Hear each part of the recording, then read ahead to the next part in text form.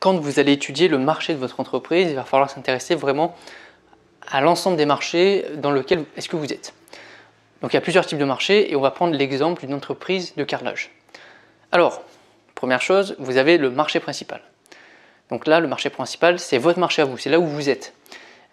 C'est tout simplement là où vous êtes et là où vos concurrents directs sont. Donc vos principaux concurrents qui proposent le même type de produit font partie avec vous du marché principal.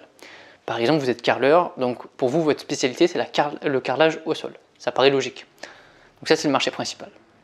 Après, vous avez le marché complémentaire. Donc le marché complémentaire, justement, il va permettre d'aider la consommation du marché principal. Par exemple, quand vous allez justement faire du carrelage au sol, vous allez avoir besoin de joints de carrelage, de colle ou en tout cas de colle tout simplement pour fixer votre carrelage au sol. Ou en tout cas d'outils aussi, de l'outillage aussi, c'est un marché complémentaire, puisque sans outillage, vous ne pourrez pas effectuer votre carrelage au sol. Donc ça, c'est des marchés qui vont permettre d'aider votre consommation sur votre marché principal. Par exemple, si vous prenez en marché principal les joints de carrelage, le marché complémentaire, c'est tous les produits qui vont permettre de créer ces joints de carrelage qui seront des marchés complémentaires. Donc ils vont aider soit la fabrication, soit ils vont aider à l'utilisation de ces différents produits. Donc là, marché principal, marché complémentaire. Ensuite, il y a le marché substituable, c'est-à-dire que c'est un marché parallèle qui peut remplacer votre marché, où vous êtes forcément concurrencé. Donc c'est tout simplement vos concurrents qui sont indirects. Par exemple, vous pouvez poser du carrelage au sol, mais vous pouvez avoir une entreprise qui va poser du parquet ou de la moquette, par exemple. Donc ça, le client, il va avoir le choix entre votre entreprise qui propose du carrelage ou une entreprise concurrente qui propose du parquet. C'est à lui de choisir en fonction de ses besoins et donc c'est pour ça qu'on parle de marché substituable. Après, vous avez le marché support. Donc c'est un marché sur lequel il va avoir une influence sur le marché principal. C'est-à-dire que si ce marché il se porte bien, souvent le marché principal il se porte bien. S'il se porte mal, indirectement, votre marché principal il risque d'avoir une baisse de chiffre d'affaires et donc votre entreprise aussi. On va prendre l'exemple des logements. Même, on peut dire des logements anciens.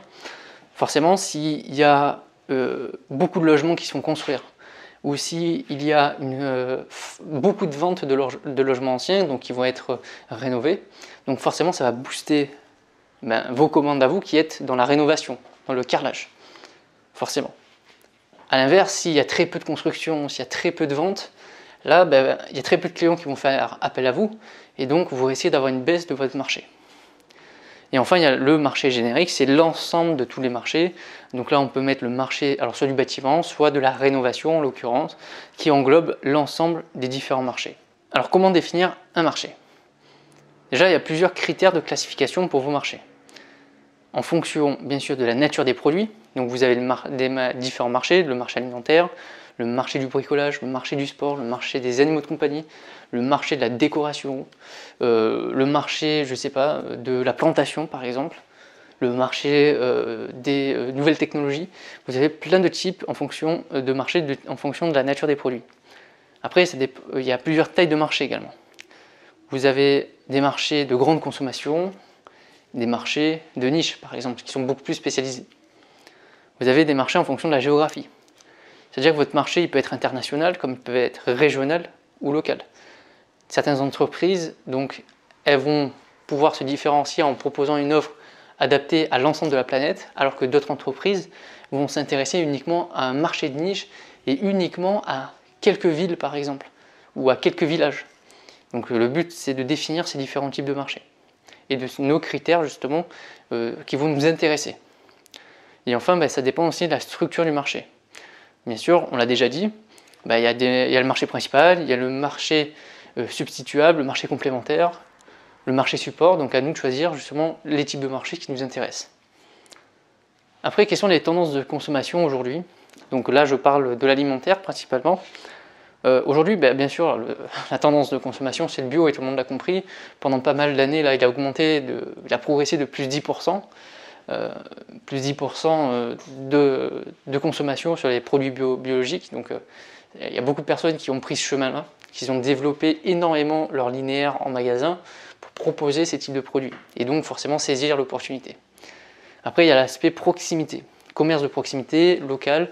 le fait de faire venir des producteurs locaux dans notre magasin, c'est une grosse tendance de consommation parce que les clients sont de plus en plus freinés par la mondialisation, par le fait de consommer des produits produits dans le monde entier alors qu'en France on peut les produire. Alors peut-être plus cher, mais on peut quand même les produire. Donc il y a le Made in France qui est très mis en avant dans les magasins. Et enfin il y a le commerce équitable, donc avec le logo qui s'appelle Fairtrade.